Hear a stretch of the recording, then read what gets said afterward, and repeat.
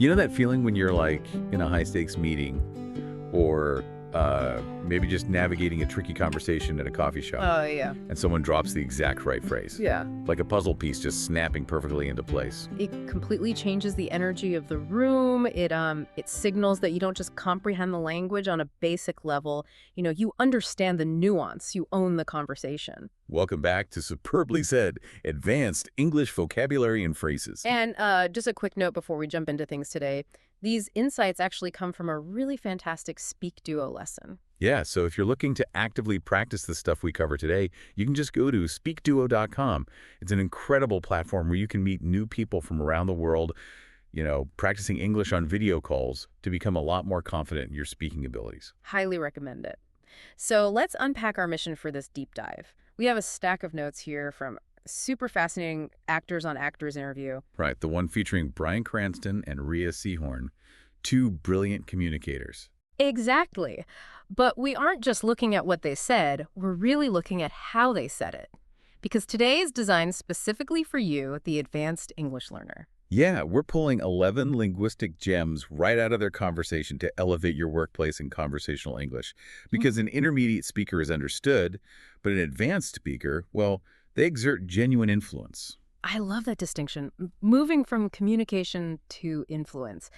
Let's start with the reality of our daily professional lives. The grind of it. Ugh, the grind. Tackling those massive, intimidating long-term tasks. The best way to describe handling that kind of pressure is the phrase chip away at. Right. So to chip away at something means you're making slow but steady progress on a really difficult task through repeated small efforts. What's fascinating here is the nuance. Like compare it to another common phrase, knocking out a task. Oh yeah, knocking out is totally different. Exactly. If you tell your manager you're going to knock out a quarterly report, it implies a sprint. Like you're going to finish it quickly in one decisive blow. Like a boxer in the first round. Boom, done. Yeah. But, you can't just knock out a 6-month corporate restructuring. Precisely. Chipping away at implies this long, enduring effort. It tells your team that you understand the sheer scale of the project and, well, you have the stamina for it. The analogy I always use for this is like a sculptor working with a massive block of marble.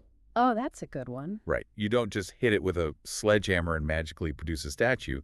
You lightly hit that block once a day, tiny piece by tiny piece, until the form slowly emerges. Yeah. So in the workplace, you might tell your boss, the annual report is massive, but I've been chipping away at it each evening. It signals diligence instead of panic, and it's also a fantastic phrase for high-level language exams. Oh, definitely. Like IELTS. Yeah, if you're sitting in an IELTS Part 2 interview and you need to describe learning a complex skill, you wouldn't just say, I learned the piano. You would say, I chipped away at learning the piano by practicing 15 minutes daily. It perfectly captures the reality of incremental progress. And all that chipping away, well, it eventually builds a foundation. Which leads us to our second phrase. Right, because the things you chip away at early in your career often act as a stepping stone. A stepping stone, meaning an experience or an opportunity that helps you reach a better position later on. Exactly. And if we connect this to corporate power dynamics, it's very different from achieving a milestone. Wait, that's an interesting distinction. Let's dig into that. How do you separate a stepping stone from a milestone? Well, think of a milestone as like a marker on the side of the highway. Okay. It just tells you how far you've come. It's a passive measurement. But a stepping stone is an active tool. It's a rock in the middle of a rushing river that you physically step onto in order to vault yourself forward to the next one. So it has utility. It's the difference between celebrating the past and actually leveraging it for the future. Exactly. So you might say, that short summer internship was a stepping stone to securing my permanent role here. You used it to launch yourself higher. Right. Or, again, in an IELTS Part 2 scenario discussing a vital life choice, you could say that accepting a low-paying job was a stepping stone because it provided useful contacts. When you frame an experience as a stepping stone, you show that you are strategic. And when someone successfully uses those stepping stones, they deserve recognition. Which is when we use the phrase, hats off to. Meaning sincere respect or admiration for an achievement. Now, I have to push back a little here. Okay, go for it. Hats off to, isn't that a bit old-fashioned? Are we living in a Charles Dickens novel, tipping our top hats to people on the cobblestones? I mean, it absolutely has historical roots, but that's exactly why it works so beautifully in modern advanced English. It carries a much deeper sense of reverence. More than just a good job. Way more. Congratulations is something you write on a generic grocery store greeting card. Saying hats off to implies a shift in the power dynamic. It basically says, I am consciously lowering my own status for a moment to elevate yours. Okay, I see the nuance there. It's respect with a bit of humility. So at work, you'd say, hats off to my colleague who led the project so smoothly under pressure. Exactly. It builds profound goodwill. But let's be honest, professional progress isn't just about praising success. Sometimes progress means letting go of the things holding you back. Oh, yes. Survival. Right. When that happens, you don't say a polite goodbye, you say good riddance. Oh, this is a highly satisfying one. It means a strong feeling of relief when an unwanted thing or person is finally gone. And we really need to contrast it directly with the word farewell. Yeah, farewell is polite.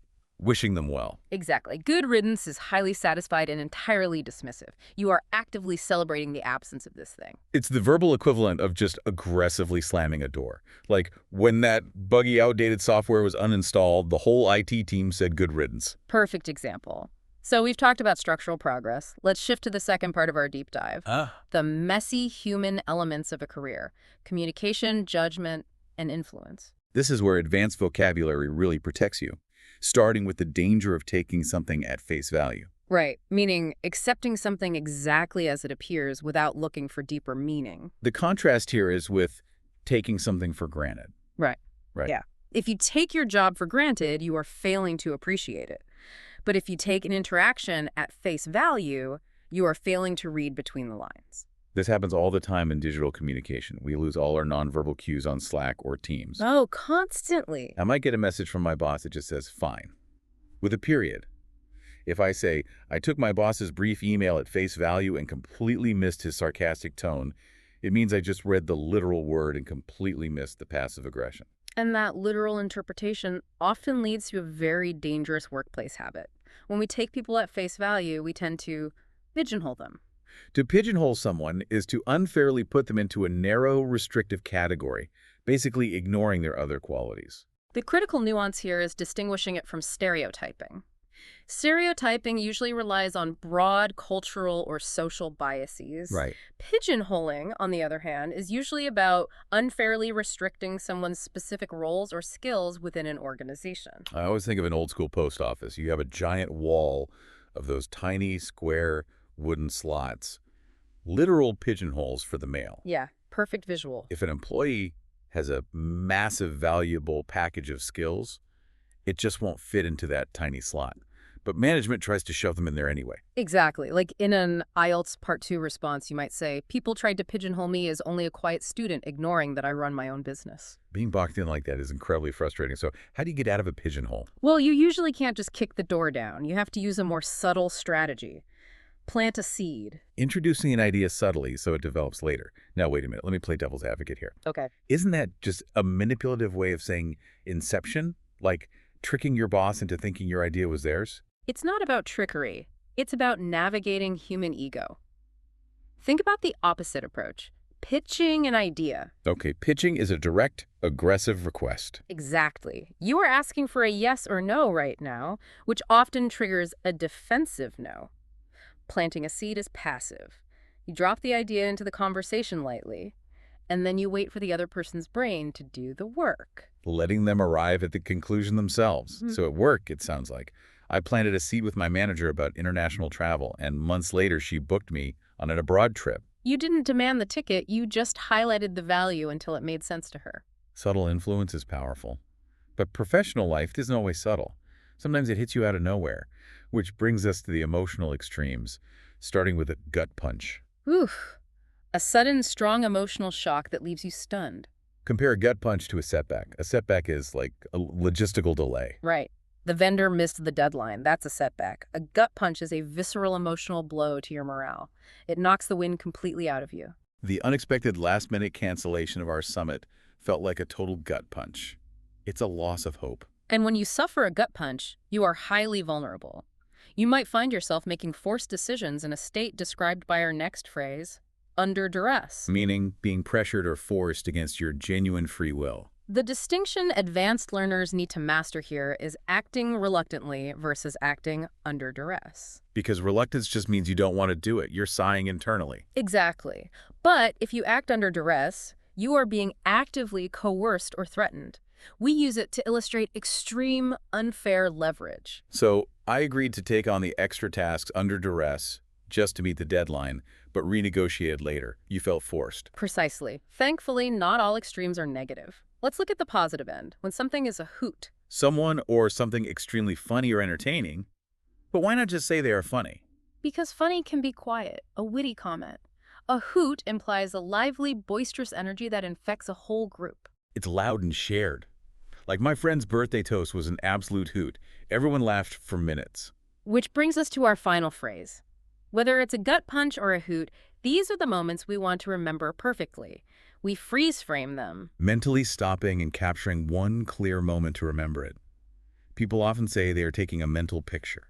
But a mental picture is strictly about the visual. A freeze frame implies stopping the forward motion of time itself to absorb the emotion. Oh, I love that.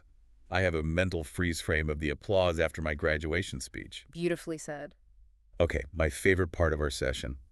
We've unpacked the phrases, and now it is time for the superbly said quiz. I'm going to challenge you, the listener, to test what you've just learned. I'll read the phrase and the options. Let's see if you can spot the nuance. Question 1. Which sentence uses the idiomatic phrase chip away at correctly based on context? Option A. The professional construction factory manufacturing workers carefully began to chip away at raw stones. Option B. The deeply frustrated young retail clerk aggressively managed to completely drop a white plate. Unfortunate. And option C. By dedicating 15 minutes every single evening, she steadily managed to chip away at. Feel free to pause the podcast here if you need to think about the answer. Take a second. All right, the answer is option C. A quick reminder, we're talking about making slow, steady progress on something, like the piano practice example we discussed. Option A is just literal. Spot on. Question 2. Select the context where the phrase hats off to is most appropriately used. Option A.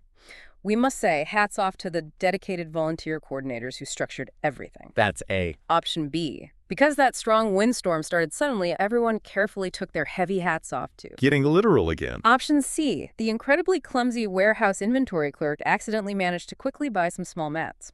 Feel free to pause the podcast here if you need to think about the answer. And the answer is option A. Remember, hats off to means showing sincere respect for an achievement, just like praising the project lead earlier. Nice. Question 3. In which situation does someone accurately utilize the advanced phrase stepping stone figuratively? Option A.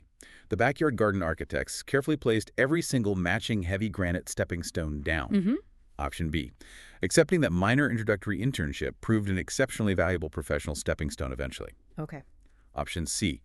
The completely terrified young wilderness traveler unexpectedly noticed an exceptionally massive, heavy tool phone. Feel free to pause the podcast here if you need to think about the answer. The correct choice is option B. A stepping stone is an opportunity that vaults you higher, like that summer internship example. Moving right along, question 4. Which response best demonstrates the advanced phrase gut punch figuratively? Option A.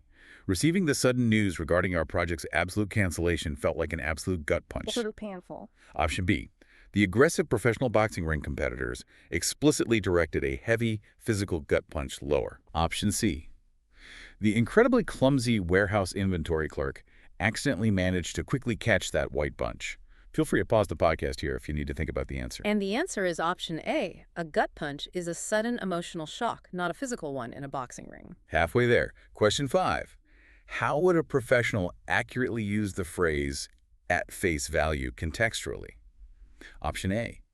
The clinical cosmetic dermatologist carefully calculated that specific pricing index for every single face value. Okay. Option B. The completely confused amateur theater group unexpectedly decided to proudly choose a face value. Interesting. Option C. Instead of investigating the underlying motives, she foolishly accepted his brief explanation at face value. Feel free to pause the podcast here if you need to think about the answer. The answer is option C.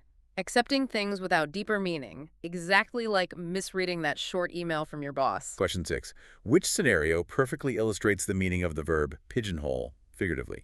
Option A. The urban wildlife preservation specialist carefully guided that injured gray mountain pigeonhole inside safely. A literal bird. Option B. Management should absolutely never attempt to unfairly pigeonhole employees based strictly on past positions. Option C. The incredibly clumsy hotel maintenance worker accidentally managed to completely drop that red coal. Feel free to pause the podcast here if you need to think about the answer. The answer is option B, unfairly putting someone in a narrow category, like the student who is also running a business. Question 7. Which sentence accurately utilizes the advanced phrase, plant a seed, figuratively? Option A. By casually mentioning international expansion opportunities during lunch, he managed to plant a seed. Okay. Option B. The local agricultural organic orchard farming specialists explicitly went outside to plant a seed. Farming? Option C. The deeply confused young kitchen assistant accidentally managed to quickly slice a fresh feed. Feel free to pause the podcast here if you need to think about the answer. The correct answer is option A. Plant a seed is about introducing an idea subtly so it develops later in someone's mind. And our final question, question 8. Which of the following statements correctly uses under duress contextually? Option A. The highly fashionable clothing design models beautifully displayed those matching silk summer dress options. Option B. The defensive corporate executive explicitly clarified that he signed that highly restrictive contract under duress. Okay. Option C. The completely confused amateur artist unexpectedly managed to beautifully paint a giant yellow press. Feel free to pause the podcast here if you need to think about the answer. And the final answer is option B, being forced to do something against your genuine free will. Excellent work if you nailed those. So as we wrap up this deep dive, what's the ultimate takeaway for our advanced learners? Well, I want to leave you with this final, somewhat provocative thought. Utilizing advanced vocabulary actually shapes your professional reality. How so? Think about it. When you label a difficult task as something to merely chip away at, you instantly reduce your own anxiety about it. Oh, totally. When you recognize you're being pigeonholed, you immediately gain the power to plant seeds to escape it.